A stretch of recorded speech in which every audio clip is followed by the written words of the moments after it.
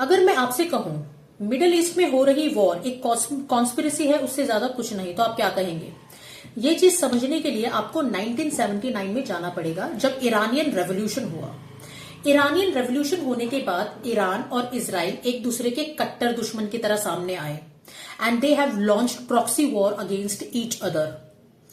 जहां तक बात रही इजराइल की, वो ईरान को एक हॉस्टाइल कंट्री की तरह देखता था जो स्पॉन्सर करती है बहुत से टेररिस्ट आउटफिट को, जैसे हमास और हिजबुल्ला और हुतीस।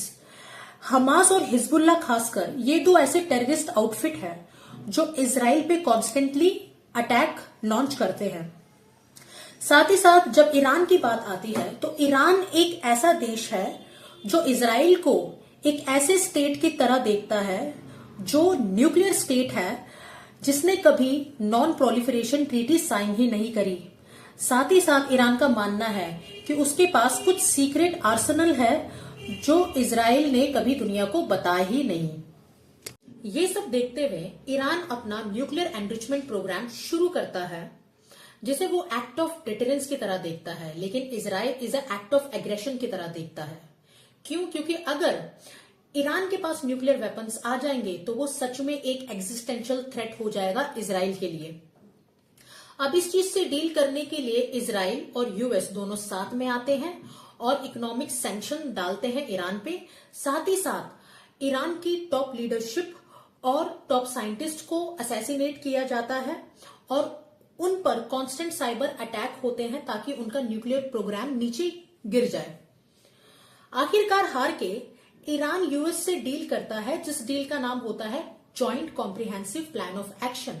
अब ये एक ऐसी डील है जो बहुत सी पार्टीज ने साइन करी थी, जैसे P5 countries of United nation security council, Germany, EU और ईरान।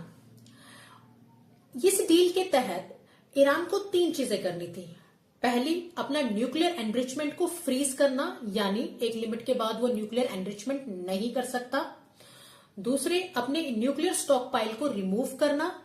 और तीसरा, रेगुलर इंस्पेक्शन कराना किसी इंटरनेशनल बॉडी से। वो इंटरनेशनल बॉडी कौन थी? उसका नाम था इंटरनेशनल एटॉमिक एनर्जी एजेंसी, जिसका काम था कि वो रेगुलर इंस्पेक्शन करे और देखे कि ईरान अपनी टर्म्स और कंडीशन को मान रहा है या नहीं। So according to the EU countries और international atomic energy agency, Iran हमेशा अपने टर्म्स और कंडीशन फॉलो करता आ रहा था और इन एजेंसीज ने ये भी बोला कि ईरान अपना न्यूक्लियर एनरिचमेंट प्रोग्राम आगे नहीं बढ़ा रहा, उसने अपने एनरिचमेंट को फ्रीज कर दिया है।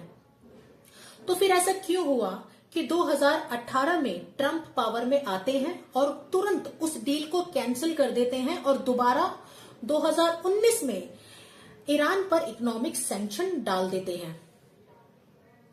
और जब आप पिछले साल आप देखते हैं कि इजराइल दोबारा अटैक करता है ईरान पर,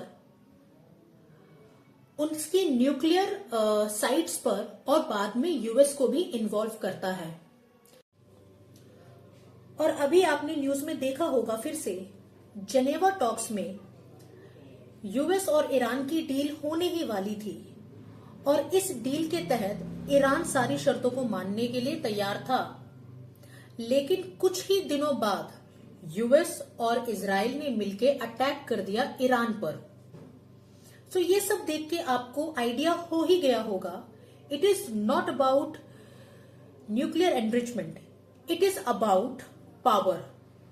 It is about the puppet government that US want to establish in Iran. Thank you.